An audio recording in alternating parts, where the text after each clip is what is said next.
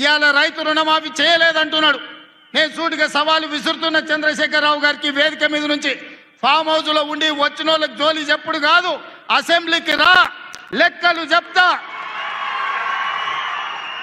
ఏ ఊర్లో, ఏ తండాలో, ఏ గూడెంలో ఏ రైతుకి ఎంత రుణమాఫీ చేసినో 25,50,000 మంది రైతుల వివరాలు శాసనసభలో పెడతా. 21,000 కోట్ల రూపాయలు ఎవరి ఖాతాలో వేసినో నేను లెక్క చెప్తా. నీకు చిత్తశుద్ధి, నీకు నిజాయితీ ఉంటే రా, వచ్చే అసెంబ్లీలో నువ్వు మాట్లాడు, అడుగు. అదేవిధంగా ఆనాడు నువ్వు 5,000 రూపాయలు సంవత్సరానికి రైతు బంధు కింద 10,000 ఇస్తే నేను ఎన్నికల్లో 15,000 ఇస్తా అని చెప్పిన. కానీ ఏ రోజు కూడా చంద్రశేఖరరావు గారు మనం అప్పుల్లో లేవు, మనం ధనిక రాష్ట్రం, మన దగ్గర సంచుల కొద్దీ గుమ్మీల కొద్దీ రూపాయలు ఉన్నాయని అబద్ధాలు చెప్పిండు. వచ్చి చూస్తే గుమ్మీలు ఖాళీలు ఉన్నాయి. గుమ్మి కింద పందికొక్కులాగా కేసీఆర్ కుటుంబం మొత్తం తిని కూసున్నది.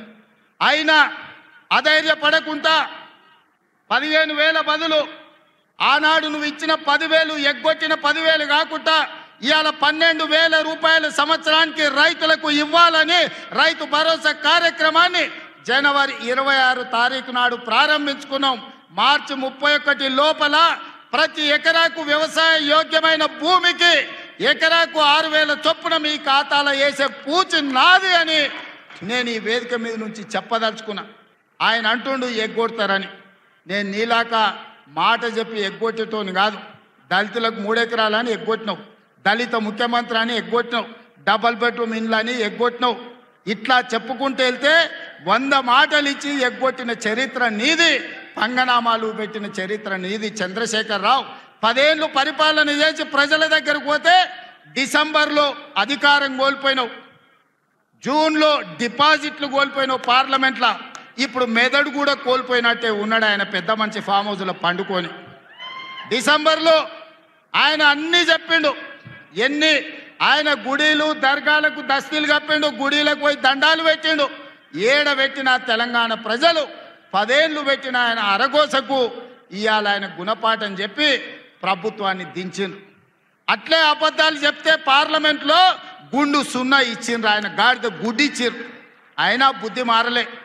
14 నెలల నుంచి అంట ఆయన ఫామ్ హౌస్లో వండుకొని గంభీరంగా చూస్తుండ. ఎవరిని చూస్తున్నావా గంభీరంగా? అచ్చోసిన ఆంబోతులాక నీ కొడుకుని అల్లుని ఊరు మీద వదిలినావు.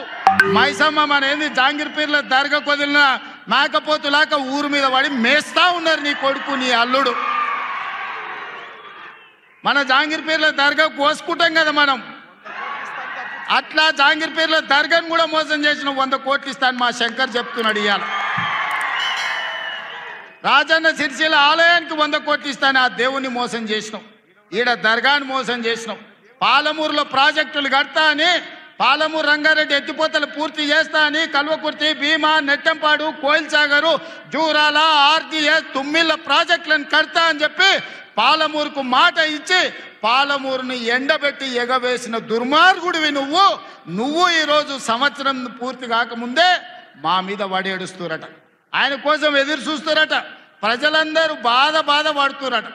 అయ్యా చంద్రశేఖరరావు గారు, 4 కోట్ల ప్రజలు ఎవ్వరు బాధపడతలేరు.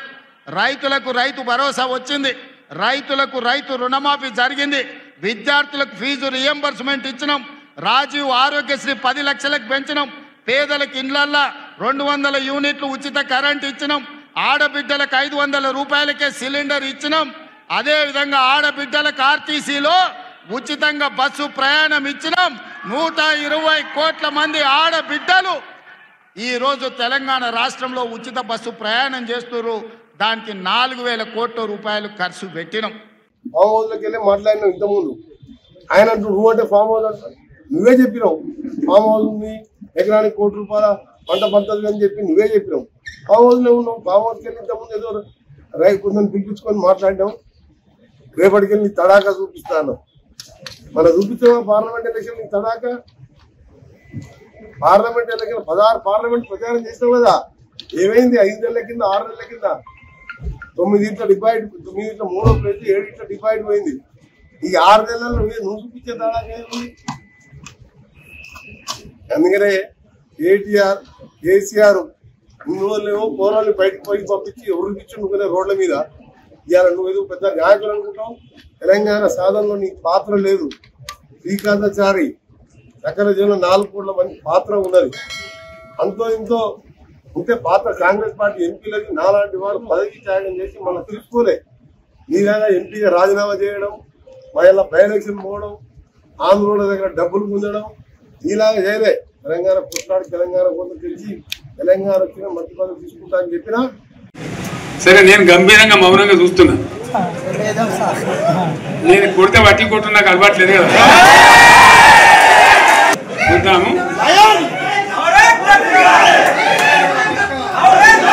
ఒక 4 రోజులు కానీ అన్నట్టుగా నేను చూస్తా ఉన్నా. కానీ మనోళ్ళందరూ కూడా ప్రతిపాదిస్తున్న ఏంటంటే, 1 సంవత్సరం జరిగిపోయింది, సంగమేశ్వర ఆన్నే పన్నది, బసవేశ్వర ఆన్నే పన్నది, పాలమూరు ఉత్తిపెత్తల పథకం ఆన్నే పన్నది, కాళేశ్వరం అట్లా ఎండబెడుతున్నారు, ఇవన్నీ అన్యాయాలని. కాబట్టి ఫిబ్రవరి నెలాఖరులో ఒక పెద్ద బహిరంగ సభ పెట్టాలి, మీరు కథ చూడాలి అని జరుగుతూ ఉంది.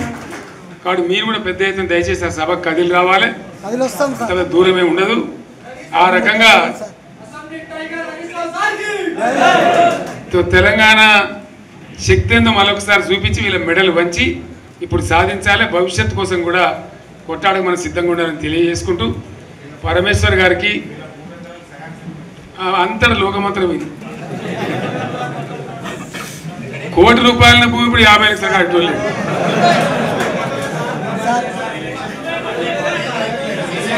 ఇది ఒక్కని బాధ కాదు. ఒక ఆయన వచ్చింది మన ఒక ఆయన, ఒక 10 మంది వచ్చారు హైదరాబాద్కి.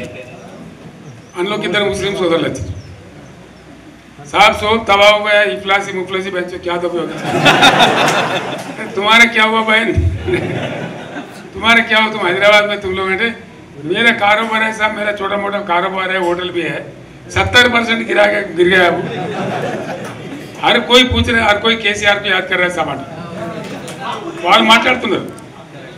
ఎక్కడి నుంచి ప్రతి ఒక్కరు భూముల ధరలు పోయినాయి, మన్ను పోయినాయి, మసాలా అన్ని పోయినాయి. ఎంత మంచిగా 4 ఎకరాల రైతు నేను 4 కోట్ల ఆసామని అనుకుంటుండే. అంత ధీమా ఉంది.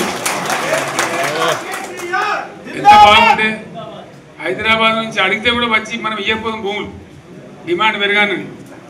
అంత బ్రహ్మాండంగా మారుమూల ప్రాంతంలో కూడా 40 లక్షలు 50 లక్షలు ఎకరానికి ఉండే. అటువంటిది సగానికి సగం పడిపోయి మొత్తం నాశనం చేసింది. వీళ్ళు ఇంట్లో వదిలిపెడితే ఇంకింత నాశనం అవుతుంది. కాబట్టి మనం కొట్లాడాల్సిందే. నేను ఇంకొక మాట మీకు చెప్తా. ఎలక్షన్లలో నేను మస్తుగా చూస్తే 50 ఏళ్ళలో పార్టీలు గెలితే ఓడతాయి. ఇంత మాయలు ఏడాది లోపలనే కాంగ్రెస్ పార్టీ దొరికితే కొడతాం రాని అంత గొప్పగా. ఒక్కటే ఏడాది. ఇంకా వాళ్ళ బొంద తెలివికి నిన్న వారి పార్టీడే మంది పెట్టలు అదేందో పోలింగ్ పెట్టిన వాడు చూసిరా మీరు. ఆ పోలింగ్ పెడితే 70% మనకు వచ్చింది, 30% మనకి. వాడు పెట్టిందే మనం పెట్టింది కాదు. 75 ఇది పరిస్థితి. అదే నేను ఏమంటున్నా అంటే, ఫామ్ హౌస్ అంటే ఏముంటుంది, వారి ఉంటుంది, మక్కు ఉంటుంది, అల్లం ఉంటుంది. కాంగ్రెస్ వాళ్ళు అంతా మనిషి చేస్తే పారబడి తవ్వచ్చు కూడా లంగత. దీన్ని ఫామ్ హౌస్ అని మనం బదనాం చేసి అంతే కదా. నేను ఏమంటున్నా అంటే, అన్ని మప్పులు వీడిపోయినట్టు ప్రజలకు అన్నీ తెలిసిపోతున్నాయి. మంచి ఏంది, చెడ్డ ఏంది, ఏం జరిగింది అన్నీ. ఇంకా ఘోరమైంది నేను చెప్తున్నా. వీళ్ళ తెలియదక్కతనానికి ఏమైంది, నిన్న మొన్న రిపోర్ట్ వచ్చింది. Comptroller and auditor general of India అని కాగ్ అంటారు దాన్ని. కాగ్ రిపోర్ట్ వచ్చింది. పోయిన సంవత్సరం మన గవర్నమెంట్లో వచ్చిన ఆదాయం కంటే 13,000 కోట్ల రూపాయల ఆదాయం తగ్గిపోయింది. ఇంకా మార్చి పోయే వరకల్లా ఇంకో 3-4 వేల కోట్లు, అంటే 15,000 కోట్ల ఆదాయం పోతుంది. మన గవర్నమెంట్ ఉన్నప్పుడు ప్రతి ఏడాది 15,000 కోట్లు పెంచుకుంటూ పోయినండి, చెప్పేసుకుంటూ పోయింది. ఏడాది 10 నుంచి 15,000 కోట్ల ఆదాయం పెరిగేది మన టైంలో. అంత జాగ్రత్తగా మనం వ్యవహారం చేస్తాం. ఇలా ఉల్టా 15,000 కోట్లు పడిపోయింది. ఇంకా వాడేమి ఇస్తాడుగా, ఇంకో ఇస్తారా? ఇంకో 4-5 నెలలు అయితే జీతాలకే కష్టమైతే ఉంటుంది.